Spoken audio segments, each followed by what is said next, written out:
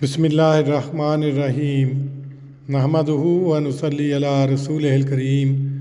صحیح البخاری کتاب الصلاۃ باب 69 اصحاب الحراب فی المسجد، یعنی مسجد میں برچھی باز۔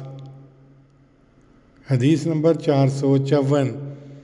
حضرت عائشہ رضی اللہ عنہا کہتی تھیں، میں نے رسول اللہ صلی اللہ علیہ وسلم کو ایک دن اپنے حجرے کے دروازے کے پاس دیکھا اور حبشی مسجد میں کھیل رہے تھے۔ رسول اللہ صلی اللہ علیہ وسلم اپنی چادر سے مجھے پردہ کیے ہوئے تھے، میں ان کی کھیلوں کو دیکھ رہی تھی۔ اسی باب کی اگلی حدیث 455 ہے۔ حضرت عائشہ رضی اللہ عنہا سے روایت ہے، وہ کہتی تھیں، میں نے نبی صلی اللہ علیہ وسلم کو دیکھا اور حبشی اپنی سنگینوں سے کھیل رہے تھے۔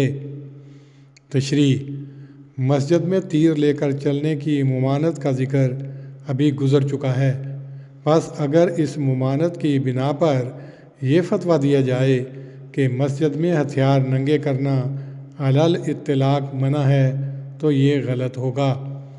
آپ صلی اللہ علیہ وسلم نے حبشیوں کو مسجد میں ہتھیاروں سے کھیلنے کی اجازت دی، کیونکہ اس میں کھیلنے اور دیکھنے والے دونوں چوکس رہتے ہیں، مگر جب انسان مسجد میں سے گزر رہا ہو اور اس کے تیر ننگے ہوں تو اس وقت دوسروں کے زخمی ہونے کا احتمال ہوتا ہے۔ پس ان دو صورتوں نے مسئلے کی نوعیت بدل دی ہے۔